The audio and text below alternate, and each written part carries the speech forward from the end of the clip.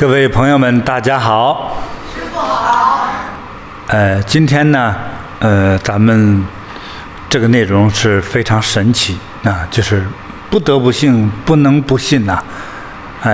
但是在这个话题之前呢，先给大家隆重的介绍啊。那再过几天呢，也就是到5月5号啊，就是正式的浴佛节，阴历4月初8。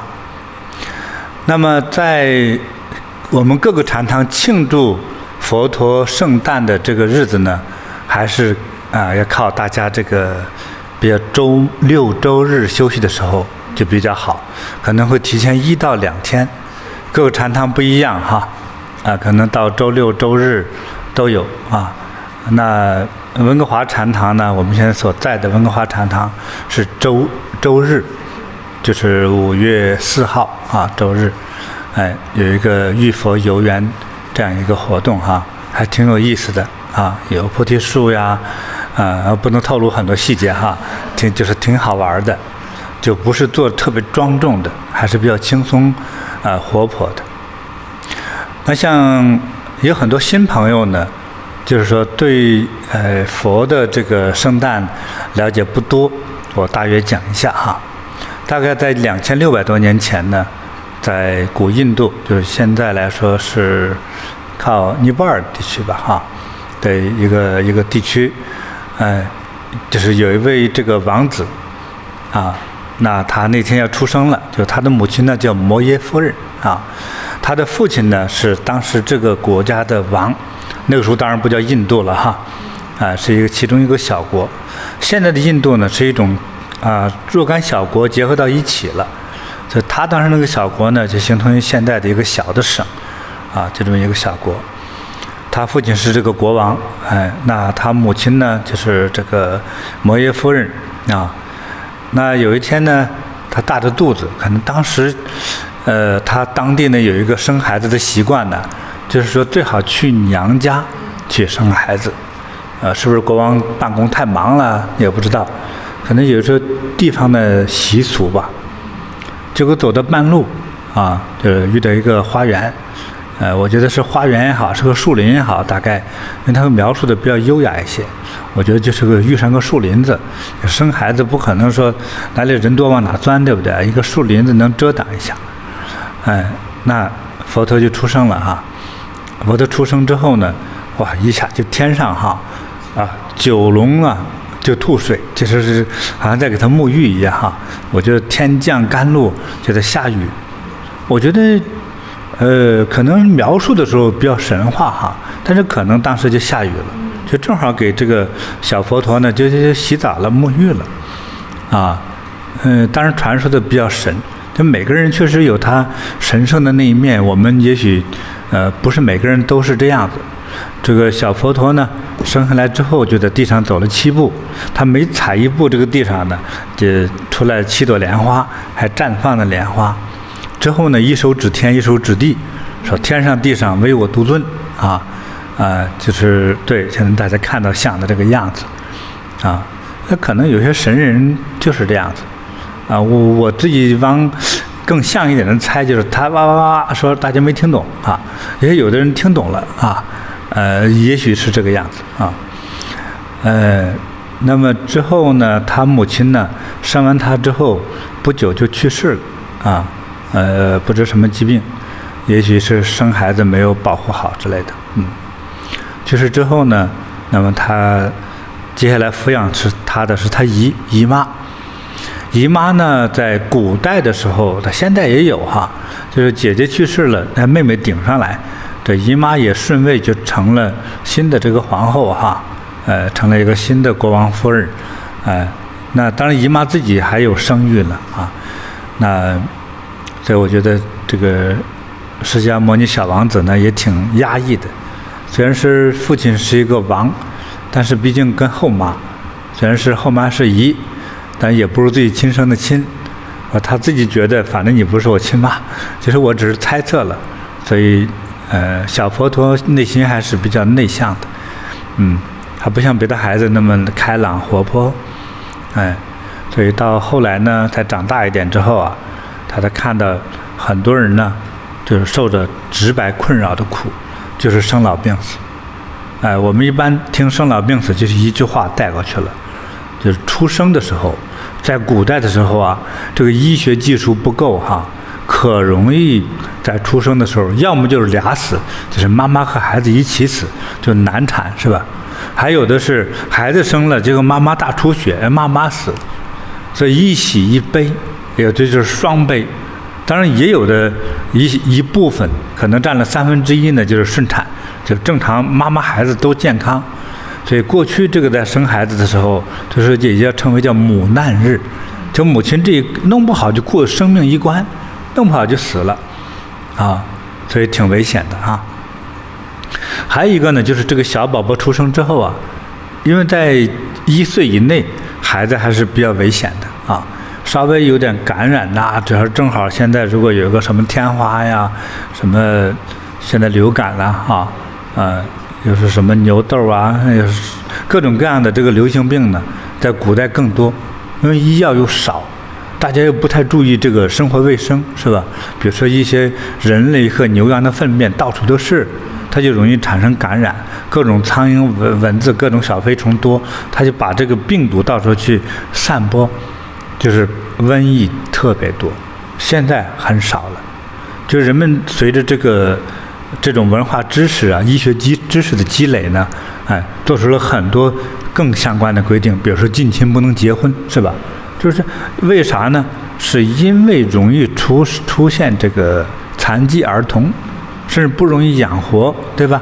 所以最后大家也说，那你不管近亲有没有相爱，但就是不能结婚啊。那还有在这个大家把各种各样的粪便要处理好，所以你家的那块院子你把它管理好。甚至有些村子都有一些大的组长派管理成员下来检查卫生啊，你看这一点新加坡做的特别好，经常政府一些像这街道居委会的人就下来检查卫生，真的管。所以新加坡那么热带地区啊，蚊子苍蝇很少，这个是真的。所以整个街道啊，那前后街都很干净，所以这样传染病就比较少一些哈。所以过去这个疾病传染病很多，还有很多时候遇上饥荒的时候啊，就是农民没有收成的时候啊，就是因为贫苦哈，就得了更多的疾病。本来就吃不上饭，身体就虚弱，再随便一感染，人就死了啊。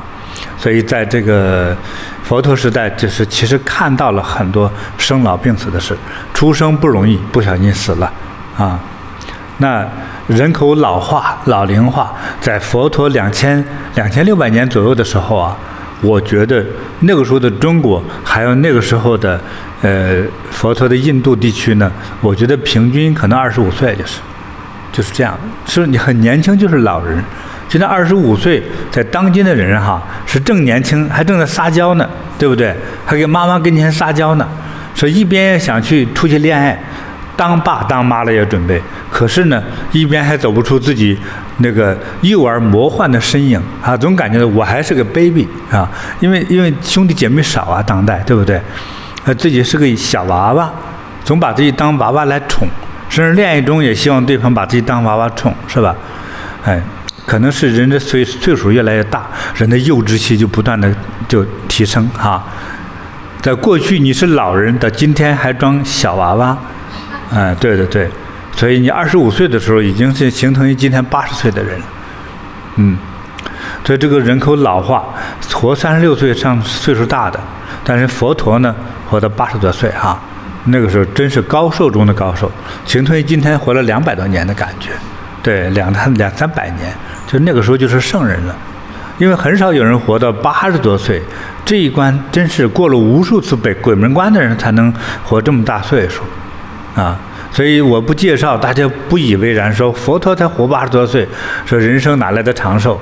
你就说那个时代人平均最多25岁，他活这么大岁数，真的是很少见罕见了就是。所以经过一些修行和养生的话，人可能会变得更健康、更长寿。我说的还是比较科学的一些这个思考所以这种生老又阻挡不了，不管你活80岁还是120岁，早晚又得离开世界，对不对？那还有一个很麻烦，不管活多大岁数，疾病总是缠身缠绕着你，啊，生老病，啊，最后到不管年轻还是幼儿还是老人死亡，人总是有人类有父母亲让你生出来，对不对？所以不管是孩子死还是家长死，还是家长的家长死，就是祖辈死，都是带着很多深深的情感在里头哈，哎，都希望我们活得健健康康的。可是昨天还好好的吃饭喝粥的，今天人就不会动了，怎么推都不会动了，怎么叫都不会动了，是一去不复返，再叫也不回啊，到阎王爷那报道去了，这人就去世了。这个生老病死这几件事儿，哎呀，这太难解决了啊！所以佛陀呢也有很多迷幻啊，很多所谓迷惑，应该说是啊，很多的人生的这些问题，在当今，你像今天我们来听我聊天的网友们，你有没有问题呢？你不管你今天你是18、28、38、58、78，你有问题吗？佛陀那时候就很多问题，我小时候也有无限的问题。你们两位美女，你猜我小时候哈，10岁以前的时候，我经常在我大脑之中冒出来一个问题是啥吗？应该不太清楚。不清楚。我经常就是喜欢就是那个晚上晴天的时候啊，就是月朗星什么星空那个夜晚哈，月明星稀的时候。月明星稀的时候，你还挺会说的哈。月明星稀的时候，就是星星和月亮比较亮的时候，我总感觉着我那个家在那里，好像不是在地球上。你说这心野吧？说不定就前世记忆还有一点。我才那时候几岁的时候，那个时候我在想什么呢？我怎么来到这个破地方呀？怎么弄到这儿来了吧？我那时候就琢磨这个，不是苦大仇深造成的，儿童时期不知苦，你生活环境就这样子，没人讲苦，它就不是苦。你就给我讲苦，我不觉得是苦啊，我们就这样子，对不对？就是这样子，没有对比就没有苦的感觉，没有苦与乐的感觉，所以我没见过更好的生活，所以我们生活环境就那样。不是生活中的苦，它让我去这样思考，我这从哪里来哈？那是自动的冒出来这个意念，我怎么到这个地方来了来？我不想来，我应该回去。所以那个时候我就是生命垂危哈，经常得病，我的潜意识我就想回去算了。就是回哪去呢？我很朦胧啊，这个是真的哈。就是孟婆汤可能喝了一部分，不是很饱我就喝的，所以有一点前世记忆在里头。所以佛陀在成长之中哈，看到很多的烦恼的事情，我相信他说生老病死只是几大块而已了。古人为了节约这个时间空间哈，像个宝塔状呢，就是越引故事越大啊。所以一开始就是说的都是大问题，但是文字很少，就大方位的问题。所以我相信这个年轻的这个佛陀释迦牟尼，他有很多很多人生的疑问。我们为什么来到地球上？地球上怎么就是爸爸和妈妈到底一起去生孩子啊？为什么牛羊不用结婚啊？对不对？等等很多，就是说我可能无限的问题。为什么蚯蚓在土里？对吧？处处都是问题。那为什么总下雨？为什么是有时候下有时候不下？你看是问题吧？只是成年人想的说你神经病啊！你说这些问题什么神经病啊？我觉得这个问题反而是在认识世界的这样一个希望认知、希望了解这个世界的一些问题，反而是合理的，对吧？只是人越成长之后，慢慢说这就是自然的规律，这不用问，问才是傻瓜。但是问本身就容易理解得更深入，这都是问题。所以最后有媒人各种说和下，他慢慢也成长长大了，说和下结了个婚，结了婚可能不适应婚后的各种压力与生活，半夜跑了，半夜逃出皇宫，去干嘛呢？去修行。这就像人喜欢什么东西一样，是不是啊？你看马斯克研究电动车，早就说把人类弄到火星上去，以后地球活不了怎么办？对不对？他有很多时候青年人的某种执着，就以为是幼稚，但是正是这种执着促进了我们对世界的认识，促进了科技的发展，对吧？哎，这个佛陀那个时候就觉得，哎，我要修行，我要更深入了解这个世界，哎，怎么样能寻找到解脱的方法？因为各种的苦啊带给自己的压力啊，那很多人在那痛苦中说我去寻找这个方法。但是那个时候呢，已经有原始的这个他那个地区的一些修行人，我们现在笼统说，可能就是笼统性的古印度教的一些修行者，有人修得很好啊，他们就成为老神仙啊。那个经文里也有这个记载，经常到皇宫请他父亲请来的嘛，给他们说一些明年的年景如何呀，看我哪个孩子将来有出息呀，哪个国家可以做外交呀，做点买卖呀，啊等等的，对，经常请这些老神仙来做客。所以释迦牟尼从小就认识了很多这些修行人，所以和他们聊天之中，他发现说人家这个知识面好广啊，怎么什么都懂呢？哎，所以呢，只要问的，哎，他这个父王爸爸回答不了，但是这些老神仙都懂，说什么都能回答一点，又是深奥的最难的问题，他们都能回答。哎，就这一点哈，把这个年轻的释迦牟尼佛给吸引了，说原来那个智慧啊是他们那里头。哎，那些老师傅的神仙也说也不在我们这里，但是你也跟我学着练的话呢，你就会获得这些智慧。哎，所以就是在佛陀都成家娶亲了之后都不行，这个诱惑都诱惑不了他，说我还是要去修行。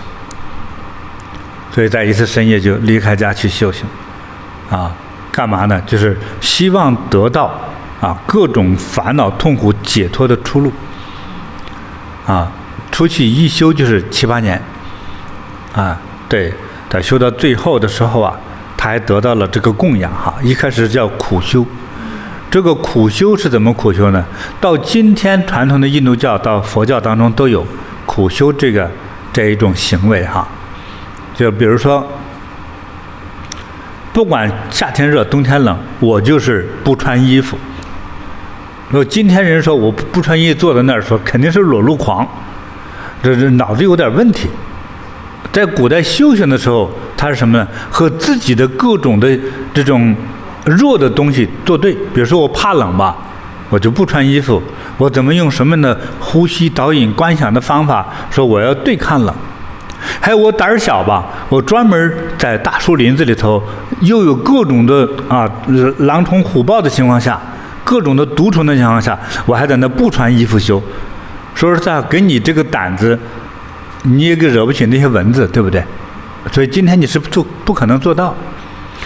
在现在印度还都有这样的人，他们的生活是不穿衣服的，冬天冷也不穿，蚊子咬死我也不穿。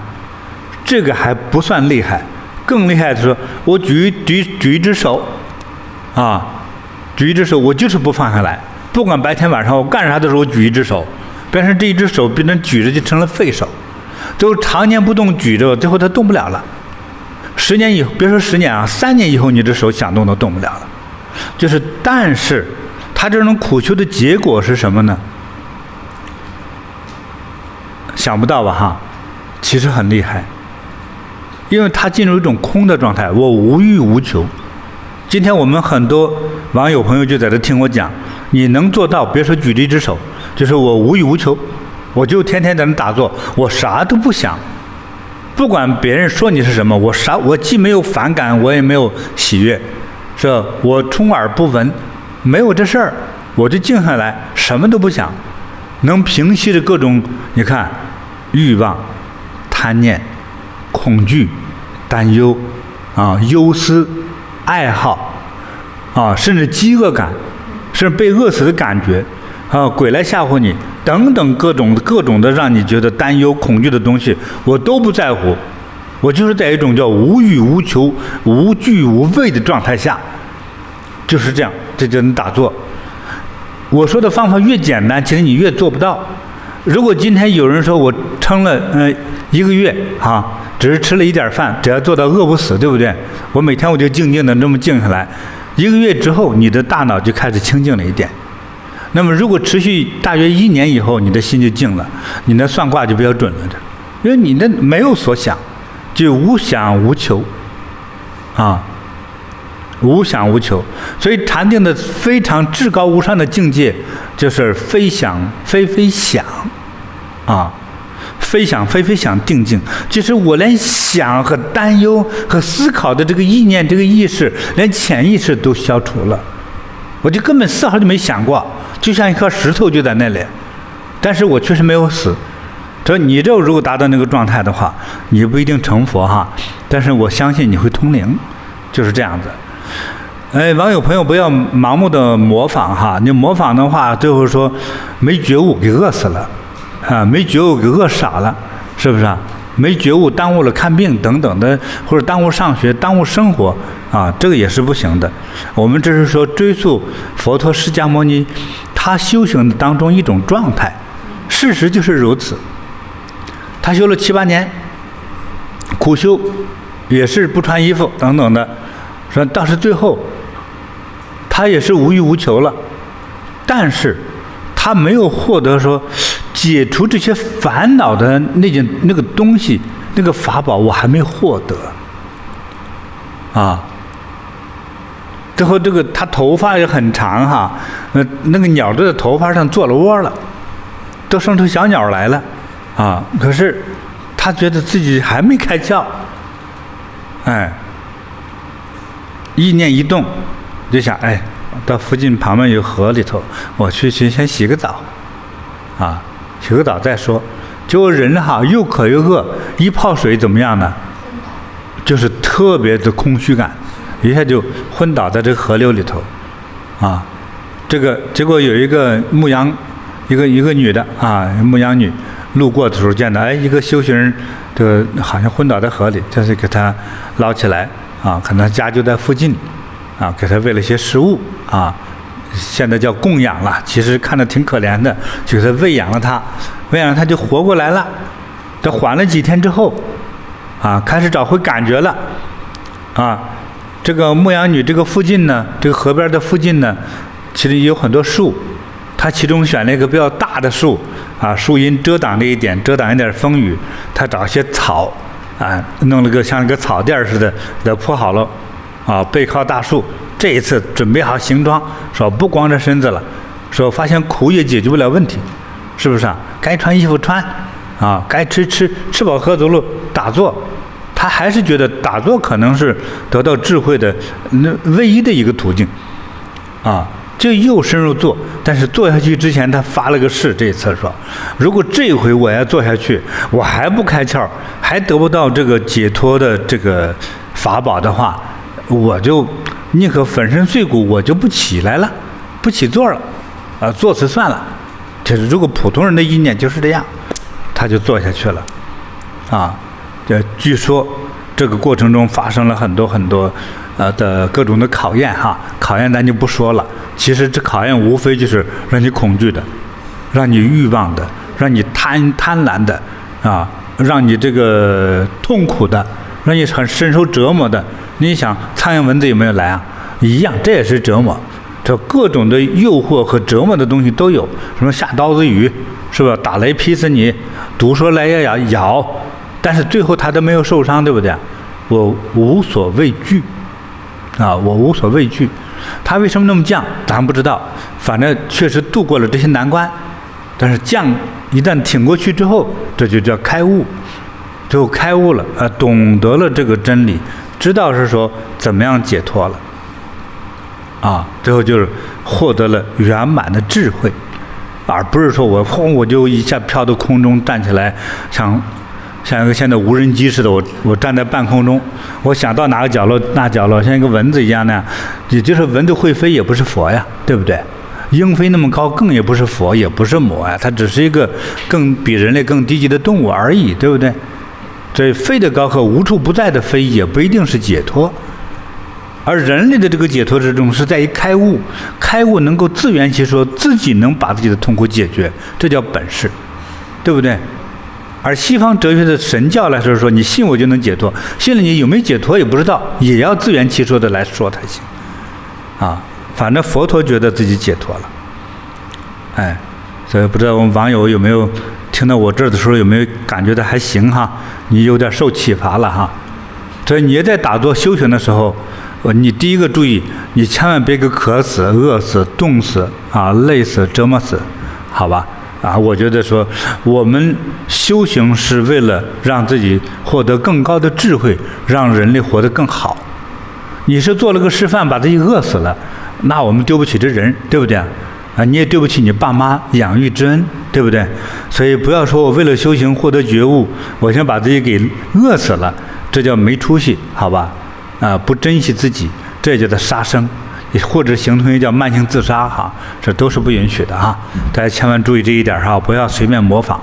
如果模仿的话，你也必须要吃饱了喝足了，但是别吃个大饱，是不是啊？哪怕是一天吃一顿，你要保证饿不死，也不能撑得坐不住，对不对？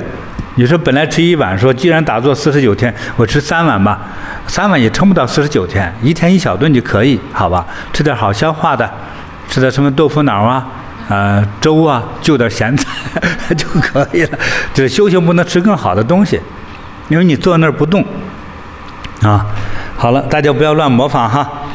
但是在一种无欲无求的状态，如果能保持很持久的话，就是连所有的贪欲、各种的感觉、敬畏、贪婪、恐惧各种东西，如果这些意念都没有了，你不一定叫人成为佛。但是我可以觉得，我都要恭喜你，你已经是个了不起的，几乎是个圣人。很多事情就难不倒你了，你不一定获得至高无上圆满的智慧，但是你也正是佛经说的早期的老神仙那个状态啊。咱们中国也有八仙过海啊，对不对？那都是有所超能力的，对不对？但你的能力不知道是啥，反正是会有一些超出普通人的，至少叫做感知能力会加强一些。记住哈，就是叫无欲无求。无欲无求状态说，你连这个我要想达到一种就是能够通天达地的这个灵感，这个念头也得要消灭掉才可以。说如果这样消灭掉的话，我还能有所成就吗？对，佛在后的经典中说了，空不异色，色不异空嘛，懂了哈？我说到这儿就开始通了哈。对，我说到这儿，说不定有人一听我讲开窍了，无欲无求，我睡着了之后啥都没想啊，也没做梦啊，我是不是多睡几天就能开悟呢？也说不定。好，这后来到第49天，佛陀总感觉到哈，他心中的这个太阳哈，从他的宏观的精神世界之中，从空境之中冉冉升起，从无到有，从小到大，从白色的小点到变成一个红黄色的这个大太阳冉冉升起，好像智慧随着这个升起的太阳一样的存在那个天上的云端系统之中。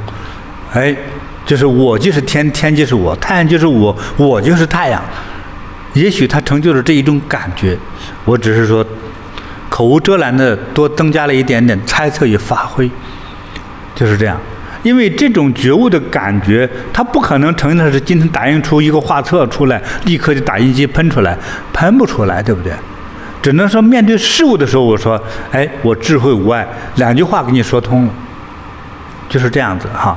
但是在人觉悟的时候，人是有所感受的。这我在修行中，身体有很多的感受，是吧？细节感受我这里就不多说了哈。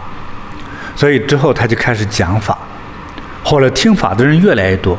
一开始是他，等于是他爸爸这个国王派来的伺候他的人，到后来这些人在他爸爸命令说，我儿子成为一个大师了，你们都帮忙赞助一下，你们剃度出家吧。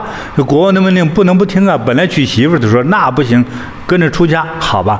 最初的5个弟子，5个圣人哈，再到后来有更多的人说追时髦似的跟着他去学法啊，跟着出家，跟着来修行，就跟随人越来越多。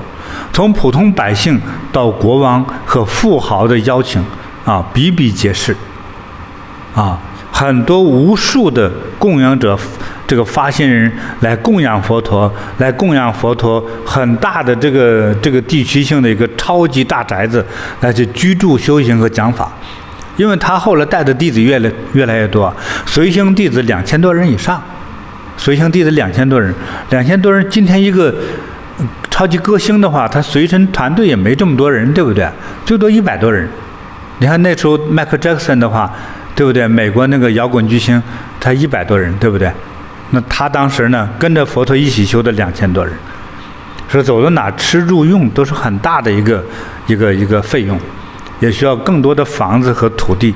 这供养者就不是普通农民可以供养的，都是超级富豪，国王级的富豪，国王的亲戚才供得起，一般人供不起。他这个团队来说就是这样的啊，所以就是，慢慢的就是度化了很多人，让很多人在这个烦恼中得到解脱，在痛苦中呢，获得那种轻松自在的人生，啊，所以在学习佛陀那个渡人讲法的故事呢，让我们深受启发。所以当这个佛陀的出生纪念日，就是阴历4月初8啊，纪念日来到的时候，我们小时候啊，师父就告诉我，你拿着一勺净水，我们很多净水中的时候放很多珍贵的香料和花瓣啊，所以如果有这个花瓣，你这个就是你还不能用手抓哈，用净水的水勺往这个小的太子佛身上去浇灌的时候，如果这个花朵如果落到小佛陀的头顶上的话呢，你说今年是叫顺风顺水，一顺百顺，干啥都行。你比如说你是个学生，说我希望考上我心中的大学，没问题，你就算调皮蛋也没问题，能考上，佛陀保佑，是吧？说我身体需要康复，你一浇那个水，那个花朵落在佛陀的肩上和衣服上，你身体就能康复，就是这样子。如果落到佛的脚上呢，你呢出入平安，啊，处处吉祥，对，反正都是很好的哈。所以这个当我们沐浴佛陀的时候，其实形同于在沐浴自己的另外一种化身的感觉，就让自己从疾病获得健康，是吧？成就自己的愿望，成就了梦想。也许你就差那一下的时候，获得佛陀神灵的这个加持之前的时候，如果你不去沐浴，考不上就是考不上，考上那个低档的3等院校就是3等院校，它不会跨级。也许你去沐浴一下，获得佛陀对你的眷顾之后呢，好了，我考上我心中愿望的大学。比如你想考什么斯坦福、哈佛啊，新加坡国立大学呀，是不是啊？南洋理工学院可以，心里有那个愿望，你这一勺净水浇下去，花瓣落到头顶上，你想做总统都可以。啊，大概反正我知道就是这样子，是吧？你还有金盆洗手，是吧？你这个有时候孩子呢，年轻不懂事很正常，对不对？学一些坏毛病，比如说抽烟喝酒啊，晚上不回家呀，不好好上学，不好好读书，交的都是烂朋友啊，没关系。家长带着孩子，在这个浴佛之前，其中有个叫金盆洗手。在金盆洗手时，把你的想法、愿望都写下来，你就去洗。洗完之后很神奇的是，比如说戒烟吧，说戒烟，洗了一次手，烟就戒掉了。再闻的烟就是臭的，不想抽。你那个坏朋友，小同学的坏朋友，你那金盆洗了那一次手之后，好了，你自动和朋友脱开了关系，你成为一个很好的一个高材生啊，这个你的前途无量广大的人，而你那些坏朋友就离你而去了，对吧？因为很多时候因为前世业力问题，到一定年龄，你那个孩子的坏朋友就来找他，像一群苍蝇来叮这个臭肉一样，就是这样。但是当佛光普照之后，哎，佛光护着你的时候，哎，这些苍蝇啊，这些垃圾就离你而去了。他受不了这种佛光，受不了这种清香，因为他要找那个臭的东西去叮啊，他就会离开你，就是这个原理啊。对，所以欢迎大家呢去参与啊这个浴佛法会啊。对，我们做的法会是很轻松自在的，但是你去无论金盆洗手，还是去供养，还是去这个沐浴佛陀哈，都是非常吉祥的，得好运气。更不要说今年那个犯冲的那4个属相，哎，来重复一下，觉真还记得吗？今年蛇年，对，蛇、虎、猴、猪，对，这4个属相，今年想安全度过，一定去浴佛。是，哎，对，说你今年你想做成点事儿，一定去浴佛，时来运转哈，一顺百顺呐。对，哎，这才叫真正的有智慧沾佛光。对，沾佛光。对，那我讲到这里呢，其实还有更幸运的人哈，哎。今天我们带来的故事哈，我觉得是不能不信呐。哎，谁先讲？来，香客。好，非常感恩师父开示啊。那就是各地的网友们都可以就是到我们各地的 Facebook 上，然后去看一下他们的浴佛节，我们都有法会和活动那个活动信息都可以到 Facebook 上去看感恩师父。那今天给师父带来的第一个好故事也是来自我们的马来西亚的网友慧玲他说：师父好，我是慧玲我的外甥女从小跟着我长大，我视她为己出，情同母女。外甥女在2022年结婚，当年31岁。她在婚前进行身体检查时，发现两边的输卵管堵塞。医生告诉她必须尽快做疏通输卵管的手术，不然怀孕的几率是0。外甥女向来很健康，月事也准时，没想到发生这样的事情，心情特别低落。外甥女婚后的1年，果然如医生所说，一直没有怀孕。医生坚持说，不进行疏通输卵管的手术是不可能自然怀上孩子的。外甥女因为担心进行手术会有风险，甚至会有后遗症，所以一直犹豫不决，迟迟不敢做手术。我知道这件事情之后，就在2023年的7月间，在马来西亚芙蓉禅堂为我的外甥女供了祈福灯，祈愿佛菩萨加持护佑她，消除障碍，早日怀孕。又接着为她的冤亲债主供了超荐灯，同时还为她供了1年的光明灯和供养了6尊佛菩萨，包括药师佛、地藏王菩萨、西方三圣和大黑天各49天。我经常跪在佛菩萨和金菩提宗师的法罩前，恭敬真诚地祈请，祈愿外甥女得佛光护佑，破除障碍，早日完成做妈妈的心愿。没想到供灯供佛的2个月之后呢，我的外甥女竟然怀上孩子了，让她惊喜万分。原来佛菩萨真的能听到我们的心声，太开心了。我的外甥女怀孕之后，之前的医生为她做例行检查，医生也无法解释为什么两边输卵管180%堵塞，她还能够自然怀孕。那可是呢，外甥女怀孕到第3个月进行产检的时候，医生就发现胎儿很可能患有唐氏综合症，需要进一步抽血检验。当下我和外甥女都吓傻了，我即刻为她再次供上祈福灯。到2个星期后，报告出来了，医生告知胎儿很健康，我们之前的忧虑一扫而空。10月怀胎之后，外甥女终于顺利生产了一个健康的女宝宝，家人都替她非常高兴。这个宝宝出生后，一直都由我来负责照顾。这个孩子非常乖巧，人见人爱，成长的过程中也很顺利，很少生病。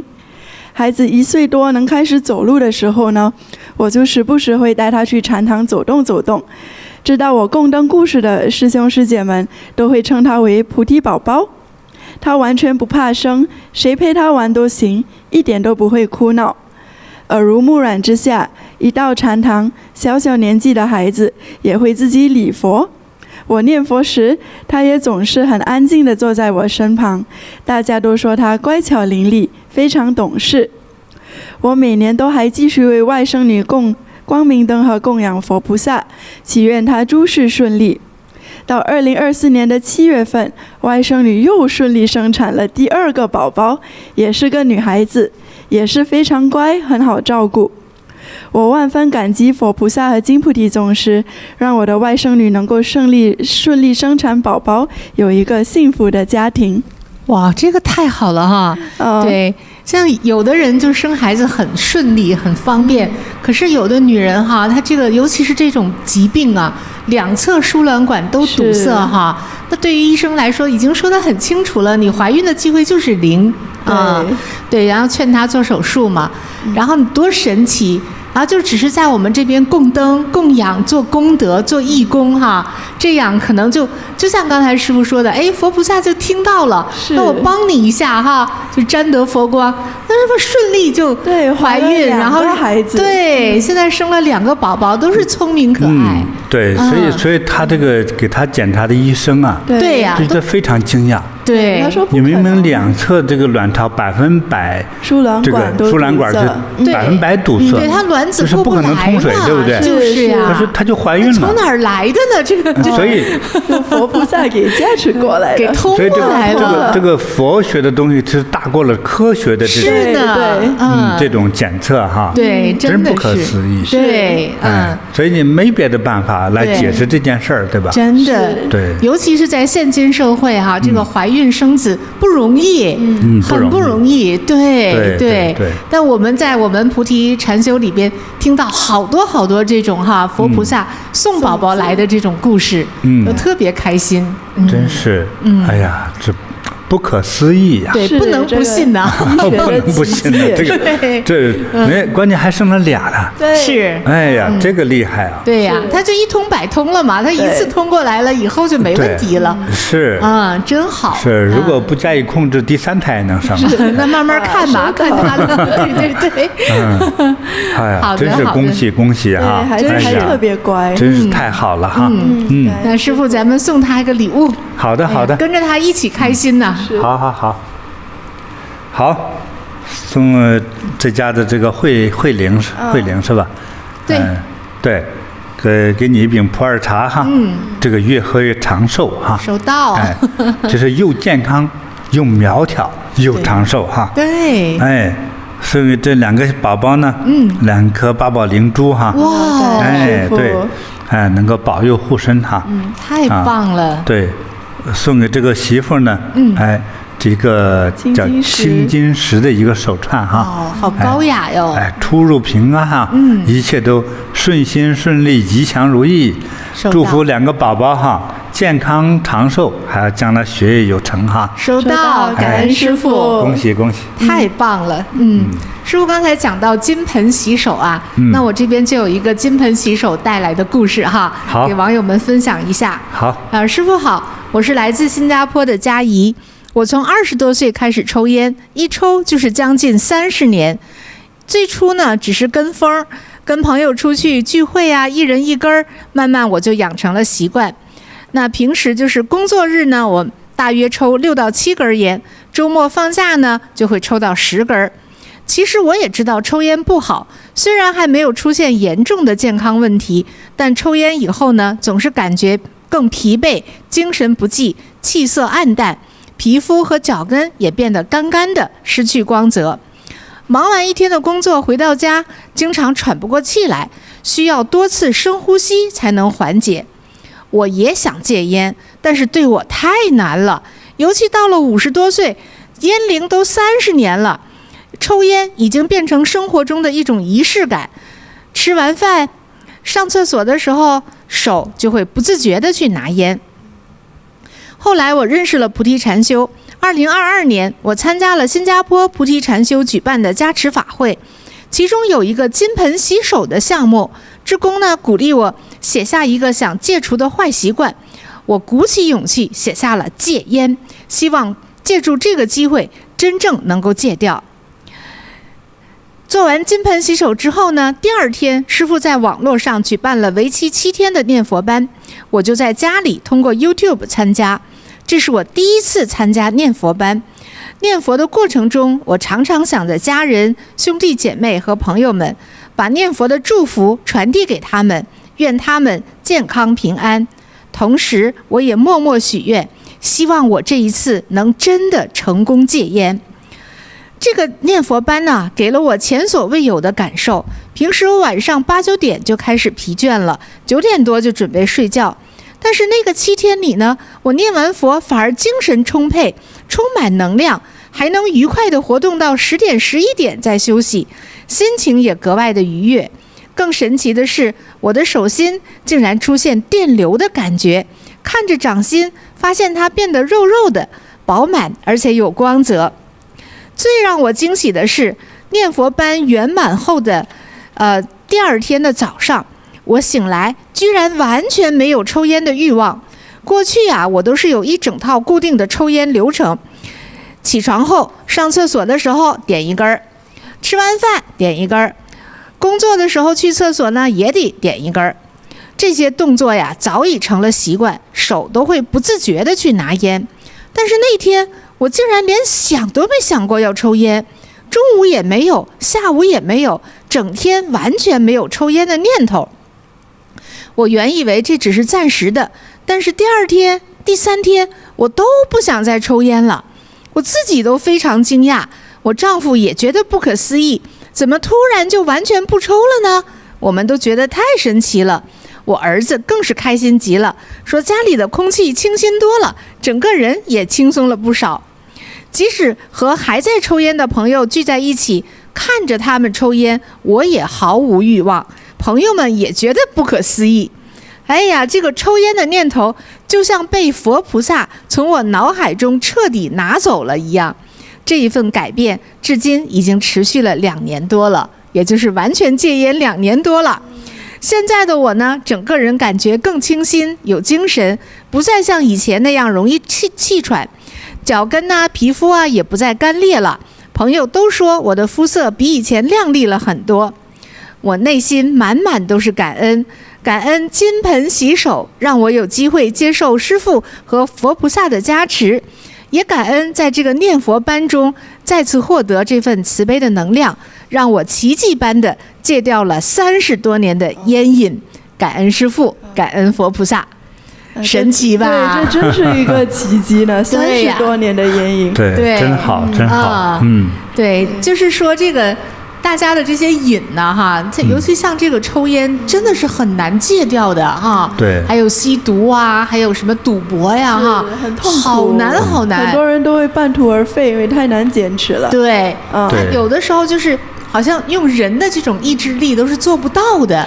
对，但是有了这个很多东西都是让你上瘾的。上瘾嘛，抽烟、喝酒、吸毒，哈，对，都是确实上瘾。上瘾，对。但是上厕所抽烟。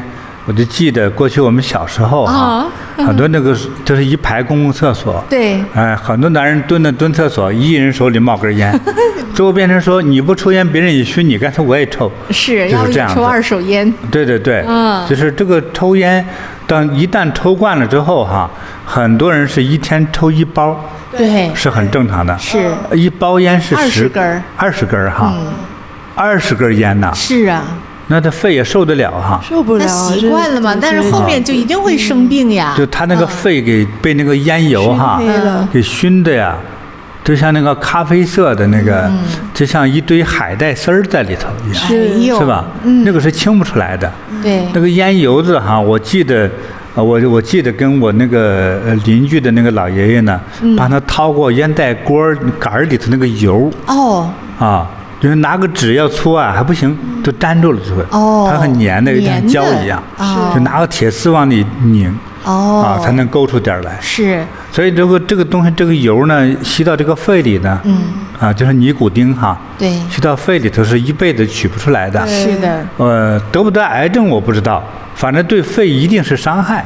很多人就因此得了癌症，都有点类似于沥青的感觉，就融到你的肺里去。所以现在那个烟盒上都写嘛，就自己要负责任，有害健康。有时候吸烟确实容易得肺癌类。是的，当然呀，首当其冲的这个肺癌，那我问你，你有没有时候想过抽烟的？我从来没有。无论是生气了还是特别开心了之后。没有。而且我好像对那个烟味过敏，就是我一闻我特别难受。对，就是我有过那么2次，我忘了当时什么心情哈，我确实有过说，我也像个男人似的夹着根烟啊，吸2口，我有过这个想法，但是我确实没吸啊。对，这个你们都没有过哈？我没有，而且但我特别坚决，就可能我们家还好吧，就是爸爸呀什么都没人抽烟吧。然后以前年轻的时候找男朋友，我说天哪，我可受不了抽烟的人。对，还好没遇到，就是，这后来因为我们不抽烟嘛哈，就坐电梯的时候啊，哎呀，那可敏感了。就和一些他不管哪国人哈，这个一直有抽烟习惯的人哈，你靠近他身上有一股特别熏得慌那个味道。其实我说，那你有一个伴侣在你旁边的话，多难受啊！多难受啊！从满身上冒出一种怪怪的味道。对，就是咱们这个师姐不是，那儿子都嫌难受嘛。对，他妈妈戒烟不抽烟了，儿子都说太好了，这家里空气都清新了。这还是师姐哈，抽烟。师姐呀，30多年呐，多不容易戒烟呐！金盆洗手就戒掉了，加上念佛。这种还是佛菩萨的加持。对，所以像佛菩萨加持戒烟，在我们这儿都是一个其实很简单一件小事儿。对，这个太多了。对，就说到这个金盆洗手也是，我们很多也是像那种现在社会很多人晚上不睡觉就玩手机，对吧？刷手机，这是个恶习吧？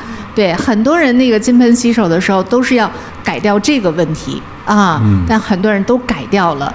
就是自己平时都忍不住在那儿划手机，佛菩萨一加持，睡觉就睡觉，就不划了。对，很多。所以有时候理解不了的。对。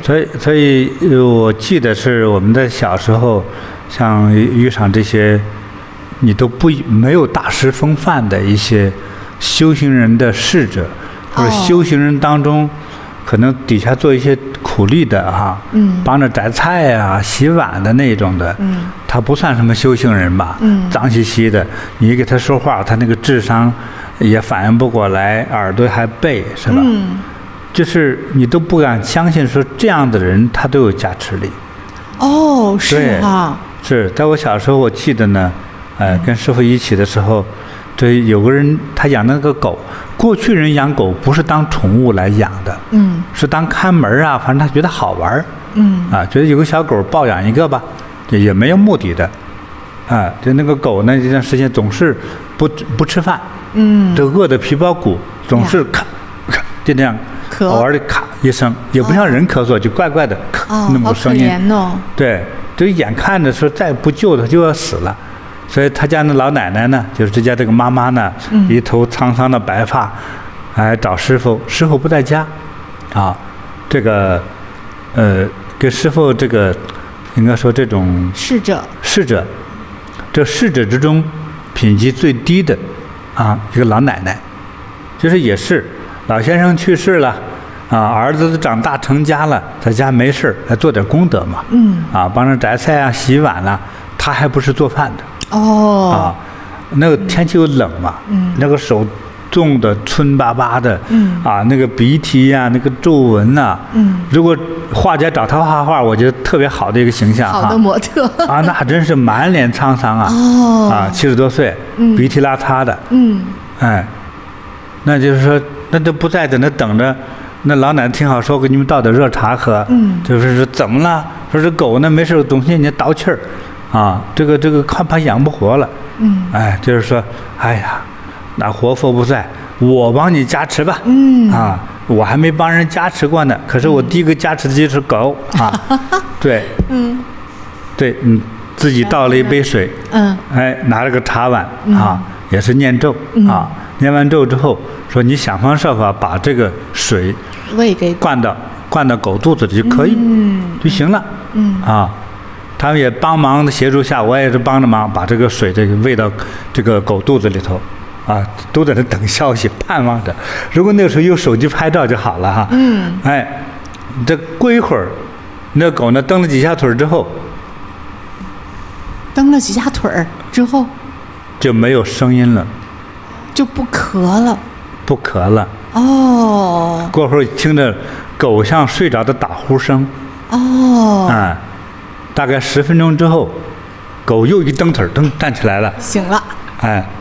狗站起来之后再看我是谁，这是在哪里？就这种感觉。就像没有得过病一样的感觉。好玩吧？获得新生了。太好了。那一下就好了。对，你看这加持力多强。对。所以有时候我们到了咱们的禅堂啊，或者你在做这个法事的时候，我们不要有一种普通俗人的习惯，说哇，你看看给我服务那个师姐也那么老，不像我们年轻那么靓丽穿的也不是那么好看，不是那么美，不是那么贵气，但是是吧？甚至说一头白发，难道你们自己的气儿都不足，还对我有加持力吗？有，这是神佛之力，而非人力。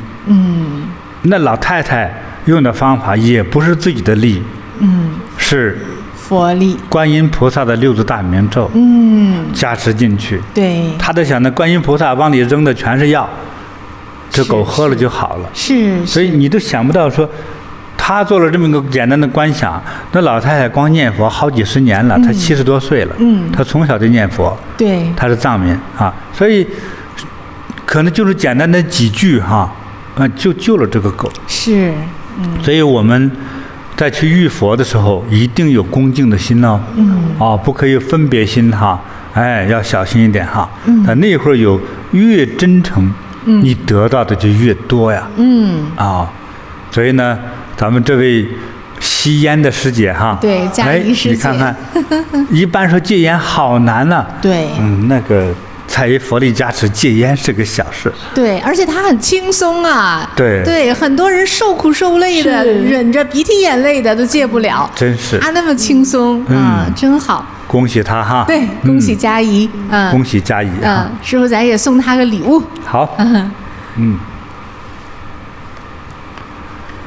好，这个能够速干的檀修衫儿，这个洗完之后有点风的话，最多2个小时就干了。穿上特别清爽，并且没有臭味儿。它这个整个这个衫儿它的编织方法是特别透气，它不会贴在身上的。是的。这个特别好。对。不管是运动、工作、走八卦、见朋友，对都是很方便的。赶家务都特别好。对，特别舒服。睡觉也可以。还有金龙护体金龙护体，对，背面还有青龙护体。对，背面还有龙。是。对，尤其是在龙蛇之年对，最适合了。灾难又多，我们呢穿上这些衣服就护佑你保平安了，一切都吉祥。感恩师父。师父，那我们现场的网友们听着这些故事他们也在留言他们自己的受益。好。有这位金颂书网友说：“师父好，弟子的外甥夫妇俩由于迟婚很难受孕，40多岁的时候呢，就尝试2次的试管受孕都不成功。弟子知道之后，就在禅堂的上师殿为他俩写了许愿卡，祈愿佛菩萨与师父加持他们能顺利怀孕。不久之后呢，他们第3次试管受孕真的成功了，生了2个就是2个双胞胎的兄妹宝宝，太神奇了，真诚感恩师父。这个太棒了对，在46岁的高龄，他们还获得2个健康的宝宝。真好真的是太神奇了，真好。我送他个礼物我带的这个砗磲，你看这个几乎叫金砗磲像药师珠一样。这个砗磲珠呢，每个中间有个天然的一个黄金色的一个道道在里头这个是天然的对，金丝砗磲可能看不清楚你看可以看到这个金丝的道道。这个金丝不是在表面上的，它是通透过去的。对，在里面其实一个金的片儿在里头啊，一照还是亮的呢。哎，对，这个金丝砗磲的这个手串呢，就送给刚才那位叫啥？宋书。宋书哈，我不知道是哪国的哈，新加坡的啊。好的，恭喜宋书哈。太棒了，真是恭喜师傅。真是好。那师傅接下来给大家带来一个故事，就是供佛供灯，孩子考到好成绩的一个故事。好，他说：“师傅好，我是新烟，来自马来西亚怡保。2020年的时候，刚好是疫情爆发，因此全马来西亚呢都进行了行动管制令。我16岁的儿子也因此无法回到学校上学，只能在家里上网课。一开始呢，我以为他在家里上课应该挺好的吧，但结果发现孩子根本不能专心，一边上课一边偷玩游戏，还偷偷看各种不相关的网站，结果成绩一路往下掉，已经接近不及格了。这让我非常非常着急，因为他过2年就要高考了，我就担心他这么下去，真的会考不上大学。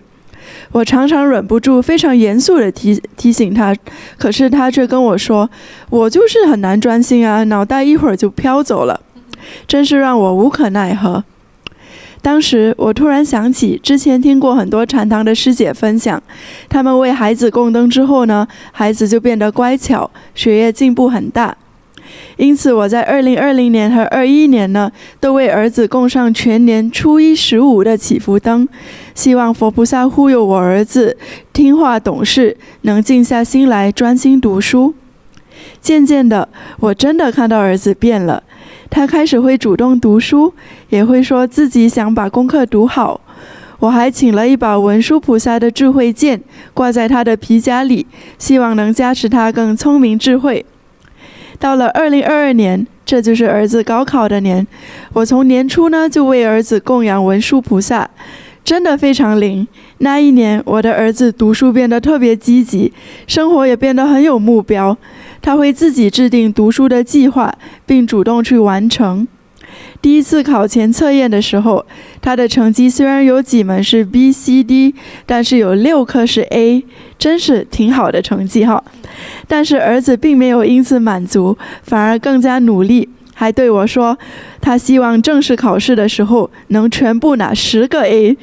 我一听又高兴又担忧，赶紧又为他点了49天的灯。结果呢，他的正式考试超常发挥，真的考出了10科 A 的好成绩，顺利上了理想的大学。我问一下觉真哈，在国外考10个 A 和在中国考100分之间的差距是什么样的？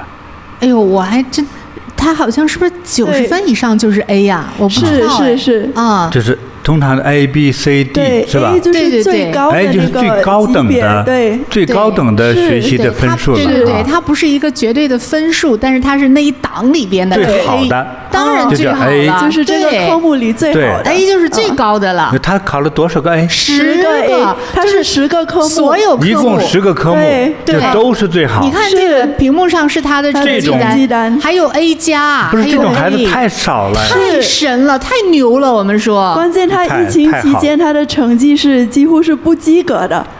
他是妈妈供灯以后有了这个飞速的反转。过去的分数很烂。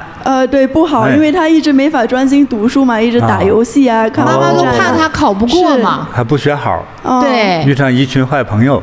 对，就是担心他了，结果不但考得这么好，自己还开窍了，对，还积极向上，对，关键每门课都是考得最好了，太难了，哇，这个我是考不过，太超级反转了，对，是都变成那个高考状元了，这个真是啊，这个是文昌星附体了，简直就是，所以他妈妈真的是非常感恩师父佛菩萨的护佑啊，让他儿子开窍，然后成绩又那么好，然后儿子也变得很乖巧。好，接着讲他的故事啊。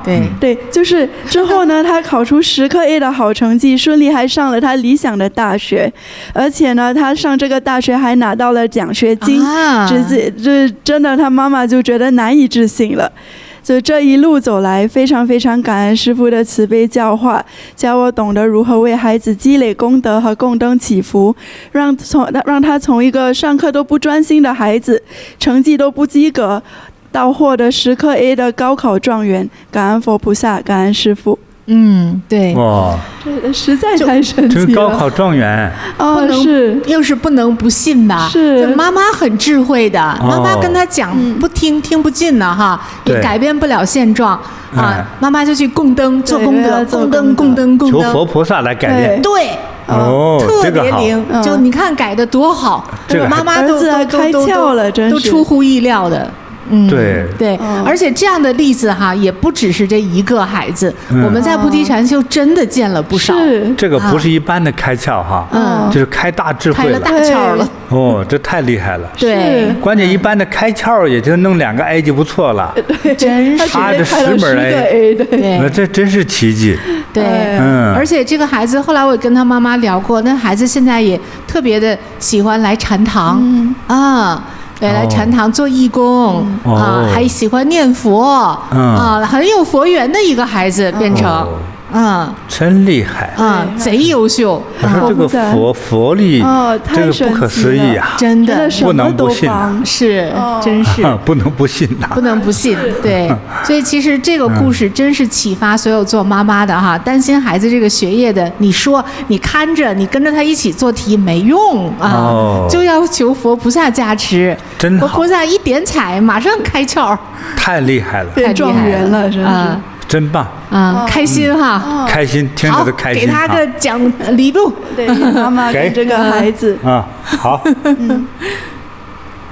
好，这个咱们的金龙山护体哈，金龙山护体哈，还有一串念珠哈，好，东方蓝宝。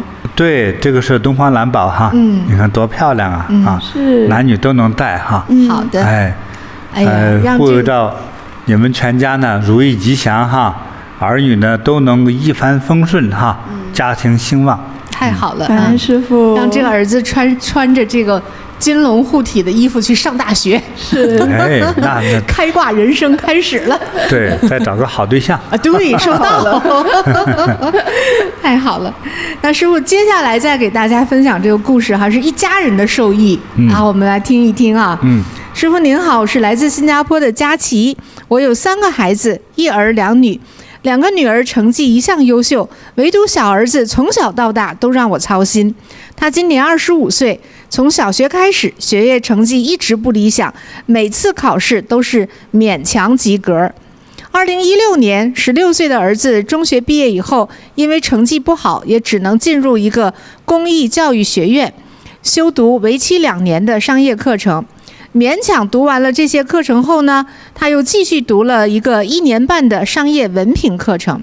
然而在这3年半的期间里，他并没有真正好好读书，反而结交了一些坏朋友，经常外出打桌球喝酒抽烟成绩不好，整个人也迷茫，没有人生的方向。2020年呢，他去服2年的兵役兵役结束之后呢，再申请大学。到了2021年，眼看只有1年就要申请大学了，我再次为他的升学问题感到忧心。幸好那时候我开始在菩提禅修学习了，跟着师父学习呢，懂得了要给孩子做功德，求佛菩萨护佑。我特别在禅堂为儿子点了1整年的光明灯，每逢重要的节日或禅堂的特别活动呢，我也都为儿子再点灯祈福，愿他人生顺遂，吉祥平安。很幸运的是，虽然儿子的成绩不理想，还是顺利的进入了一家私立大学，上大学了。2021年的6月呢，新加坡菩提禅堂推出了文殊智慧莲花灯，儿子离大学开学还有半年多，我便赶紧为他点灯，而且还迎请了文殊智慧剑送给他。我告诉儿子，希望文殊菩萨能赐予你智慧，好好用功，顺利完成大学的课程。儿子非常喜欢，把这个慧剑呢挂在钥匙扣上，每天都随身携带。让我意想不到的是，就在大学开学前的1个月，他忽然对我说：“妈妈，我从小学到这个公益教育学院，成绩都很差。这一次上大学，我真的要认真拼一次，我不想再这样一事无成了。听到这番话，我又惊又喜，这可真是浪子回头啊，终于开窍了。儿子的大学课程为期2年，需要修读16个科目。在这段期间，我发现他变得特别有专注力，特别的努力，对人生也有了方向和目标。他全心的投入了学业，也减少了跟坏朋友的来往。他还对我说：“妈妈，要成功的话，我就要和有上进心的人在一起，才能激发我的斗志。”他说这句话，我听了以后真的是非常欣慰。到了2024年大学毕业的时候，他交出了一份让我非常满意的成绩单。16个科目中，他拿下了12个 A， 还有3个 B 和1个 C，75% 的科目都是 A 呀。这对于一个过去都只能及格的孩子来说，这个成绩实在是太好了，他自己也非常的开心。我心中充满了感动与感恩，感恩文殊菩萨赐予他智慧，感恩师父的慈悲加持，让这个曾经让我操碎心的孩子终于有所成就。那2024年呢，孩子以这么优异的成绩毕业，并且进入了一个理想的公司工作了。他开始工作后呢，我又特意在禅堂为他请了一个金元宝，祝福他工作顺利，事业有成。还真的是，他一进入公司就表现很出色，甚至连续得到了最佳销售奖。老板还称赞他说，像他这样表现突出的新人实在太难得了。看到我儿子如今长大成熟，成为一个有担当有方向的人，我由衷的感恩师父，感恩文殊菩萨的大加持。这是儿子啊，还没完呢，还有一半哦。师姐讲自己，她说我的脾气一向不好，只要事情不如我意，我就大发雷霆。在家里，我是一个虎妈，大小事都由我说了算。我对孩子的惩罚也非常严厉，我有2个家法。谁要说谎，我就用炒菜的木勺打他屁股；谁要是不听话，我就用藤条打他的手心儿。如果他们不肯乖乖伸手的话，我就浑身上下乱打一通。当时啊，孩子们对我的这种体罚都非常不满，但是我不在乎，我觉得这就是我的教育方式。尤其对我的大女儿，我特别严格，因为我想让她给弟弟妹妹树立一个好榜样。记得有一次呢，她因为闹情绪不听话，我就用藤条打她，打得太狠了，结果孩子哭着对我说：“你根本不配做我的妈妈。”听到这句话，我的心就像被狠狠扎了一下，痛彻心扉。我的这个暴躁脾气啊，也影响到了工作。当时呢，我是负责配送月子餐的。有一次呢，我的上司调整了我每天固定的送餐路线，我当时就怒火中烧啊，大声地质问他：“你凭什么改我每天安排好的路线？”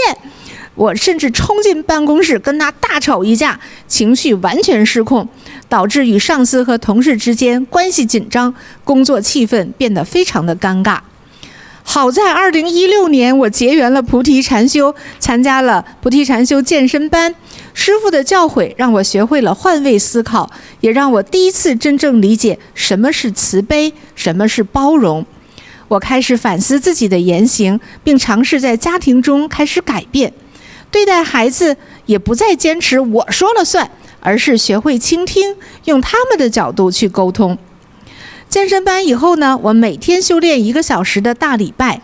修炼的时候，我就经常回想起自己对3个孩子的恶劣态度，深深地意识到是我的无知与自私伤害了孩子，让孩子心中留下了难以抹去的痛苦与阴影。大礼拜也让我慢慢地变得平静下来。我的身体也出现了明显变化，我原来有超过10年的腰痛，连爬2层楼梯都觉得困难。但修炼大礼拜1年之后，腰痛完全消失了，我感受到一种脱胎换骨般的轻松自在，上下楼梯毫无负担，再也不会气喘了。孩子们呢，也明显感受到了我的转变，对我的态度也开始软化，我们的关系也变得越来越亲密融洽。2024年10月，我为了读政府补贴的一个课程而申请会员卡，但是我不清楚相关的资格规定。大女儿发现以后呢，火冒三丈的打电话过来，一开口就像机关枪一样猛骂我。让我意外的是，以前我一定会回怼回去的，但是那天我完全没有火气，反而冷静地听他讲完，才发现哦，孩子说的对哦，要不是他提醒，可能还真的会惹来麻烦。我当面还向他道谢，感恩他的提醒。女儿对我的反应感到非常的意外，就是这个曾经对我说不配做妈妈的女儿，现在变得乖巧又孝顺，每年都会带我们全家出门旅行。我的心里非常清楚，这个圆满的家庭是源自我内心的转变，是禅修所带来的智慧，让我从一个虎妈真正转变为一位慈母。同样，在工作上，我也会用更智慧的方式与上司和同事相处，不会再像以前那样不满就爆发，而是学会了沟通与体谅，愿意协商，尊重彼此的意见。以前呢，大家都被迫迁就我的脾气，现在他们发现我变得好随和，很容易沟通，彼此的关系变得更融洽，工作也非常的顺利跟愉快。这全家一切的转变都来自于师父慈悲智慧的教导，也来自于佛菩萨的加持，让我学会了用智慧待人处事，让我的家庭变得和谐美满，儿子成才，自己的事业也顺利，深深的感恩师父。好吧，听得开心吧？是，太为他们开心。但是前后两大段哈。两大段。先说孩子吧。儿子是一个就是勉强及格，从小成绩就很拉胯的这样的一个孩子。一直因为妈妈供灯啊、做功德啊、请了文殊菩萨的会见等等，对，最后到大学就是20多岁真开窍了哈。是，而且变得上进了，有方向。大学毕业的时候成绩有多好？16科中有12个 A， 很好了，已经。对，这在大学这是叫尖字哈。对，顶尖了。对，以优异的成绩毕业，然后又进入一个理想的公司，工作也特别的棒，还得到嘉奖，老板还特别称赞。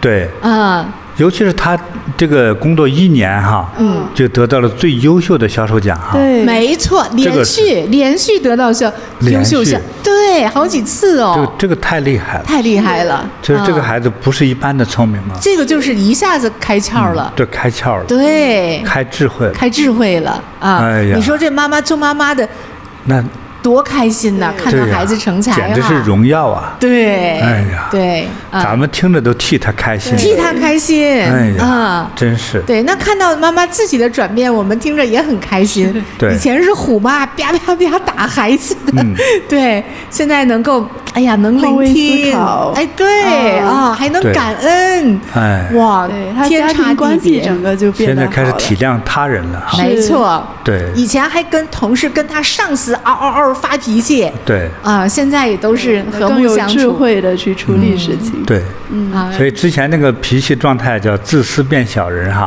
就他太在乎自己的感觉了，对，都是我，对，那学佛之后呢，他开始体谅他人，为他人着想一下，就懂得了自己的感受了哈，对，所以他不敢乱发火，是，对，完了之后呢，这个亲情啊、朋友啊、公司同事啊，这个关系立刻就转变了，对，全都是特别顺溜。哎，这个部分就是可以理解的佛法智慧，对。